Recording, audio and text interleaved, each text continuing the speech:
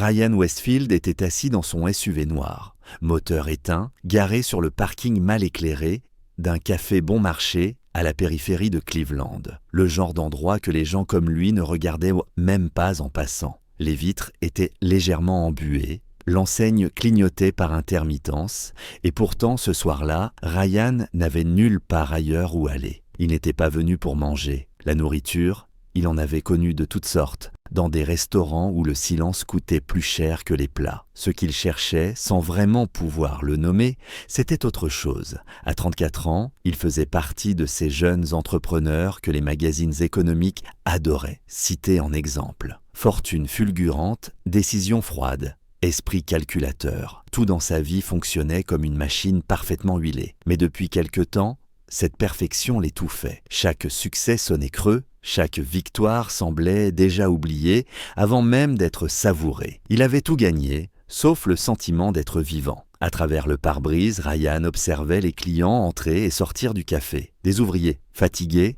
une serveuse pressée, des silhouettes ordinaires, anonymes, un monde réel qu'il avait contourné pendant des années, protégé par les vitres teintées de ses voitures et les étages élevés de ses bureaux. Il se sentait étranger à cette réalité, comme s'il regardait une scène à laquelle il n'appartenait plus. Puis son regard s'arrêta sur une femme. Elle tenait la main de 2 jeunes enfants, un garçon et une petite fille. Leurs vêtements étaient simples, usés, mais propres. La femme semblait épuisée, les épaules légèrement voûtées, comme si le poids du monde reposait sur elle. Et pourtant, il y avait dans sa posture quelque chose de solide, presque digne. Ryan ne savait pas encore pourquoi, mais il sentit une tension étrange lui serrer la poitrine. Il coupa le moteur. Pour la première fois depuis longtemps, il ne se demanda pas si ce choix était rentable ou logique. Il ouvrit la portière, inspira l'air froid du soir et se dirigea vers le café. Sans le savoir, il venait de franchir une frontière invisible, celle qui séparait la réussite vide d'un chemin qui allait bouleverser sa vie. À l'intérieur du café, l'air était lourd d'odeurs de café brûlé et de nourriture bon marché. Ryan choisit une table à l'écart, près du mur, comme s'il voulait rester invisible. Pourtant, ses yeux revenaient sans cesse vers la femme et ses enfants. Elle s'appelait Emily, mais il ne le savait pas encore. Elle guida les petits jusqu'à une table près de la fenêtre, les installa avec douceur, puis sortit lentement quelques billets froissés de son sac. Elle les compta une première fois, puis une seconde, ses lèvres bougeant sans émettre un son. Quand la serveuse arriva, Émilie commanda une seule assiette, une portion simple, suffisante pour une personne. Lorsque le plat fut posé sur la table, elle le fit glisser vers les enfants et, avec un sourire presque imperceptible, commença à le partager équitablement entre eux. Elle-même ne prit que quelques bouchées, plus par souci de ne pas attirer l'attention que par faim réelle. Les enfants mangeaient avec sérieux, concentrés, comme s'ils avaient appris très tôt à ne rien gaspiller. Ce qui troubla Ryan ne fut pas la pauvreté de la scène. Il avait déjà vu la misère, de loin, à travers des chiffres et des rapports. Ce qui le frappa, ce fut le silence. Aucun reproche, aucune plainte, aucune amertume. Seulement une mère qui faisait passer ses enfants avant elle, naturellement sans héroïsme affiché. Dans chaque geste d'Émilie, il y avait une forme d'amour brut, discret, presque invisible, mais d'une force désarmante. Ryan sentit quelque chose céder en lui. Une chaleur étrange, oubliée, se répandit dans sa poitrine. Ce n'était pas de la pitié, c'était une reconnaissance silencieuse, comme s'il voyait, pour la première fois depuis des années, une vérité simple que l'argent n'avait jamais pu lui offrir. Il pensa à ses propres dîners d'affaires, à ses tables trop grandes, à ses conversations vides. Ici, dans ce café sans éclat, il y avait plus d'humanité que dans tous les lieux luxueux qu'il fréquentait. Sans réfléchir davantage, Ryan appela la serveuse et régla l'addition de la famille, ajoutant discrètement un supplément pour un vrai repas. Quand Émilie comprit ce qui venait de se passer, elle leva les yeux vers lui. Son regard était un mélange de gêne et de gratitude, sans soumission, sans attente. À cet instant précis, Ryan comprit que ce geste, aussi simple soit-il, venait d'ébranler quelque chose de fondamental en lui. Et il pressentit que cette rencontre ne s'arrêterait pas là.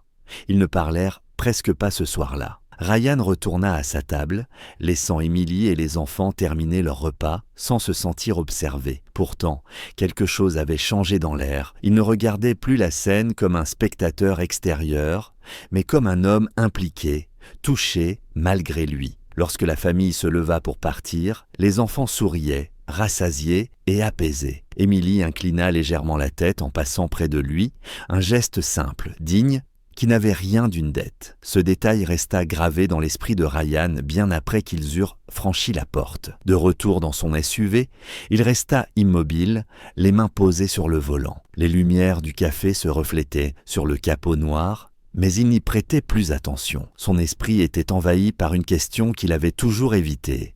À quoi servait réellement tout ce qu'il avait construit?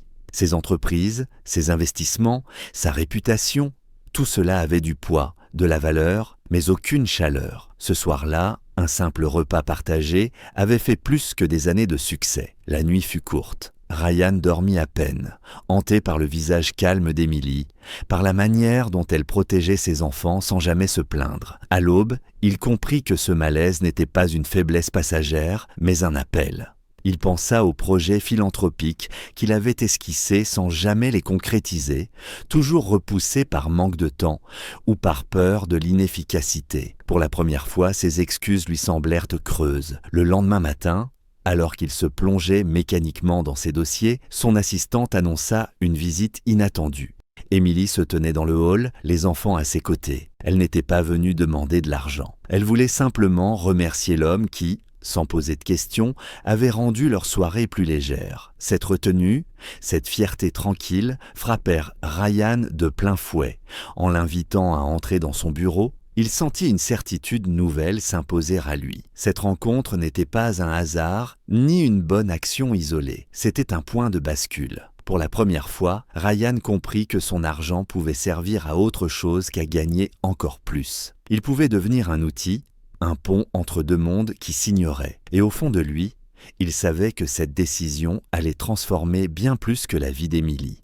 Emily s'assit face à Ryan, les mains posées sur ses genoux, le dos droit malgré la fatigue visible sur son visage. Les enfants observaient le bureau avec curiosité, impressionnés par les grandes fenêtres et le silence feutré. Ryan remarqua aussitôt qu'elle ne cherchait pas à attendrir ni à se justifier. Elle parla simplement, avec des mots mesurés, comme quelqu'un qui a appris à ne compter que sur soi-même. Elle lui expliqua qu'elle était infirmière, qu'elle avait perdu son mari 2 ans plus tôt dans un accident brutal et que depuis, chaque journée était une lutte discrète pour maintenir une forme de normalité pour ses enfants. Ryan l'écoutait sans l'interrompre. Il n'entendait pas un récit de malheur, mais une démonstration de courage silencieux. Emily ne demandait rien. Elle voulait seulement que ses enfants comprennent qu'il existait encore des gens capables de bonté sans arrière-pensée. Cette phrase le toucha plus qu'il ne l'aurait cru. Elle faisait écho à ce vide qu'il portait depuis si longtemps, à cette impression de vivre entouré de chiffres mais loin des êtres humains. Il lui parla alors d'une idée qu'il gardait enfouie depuis des années.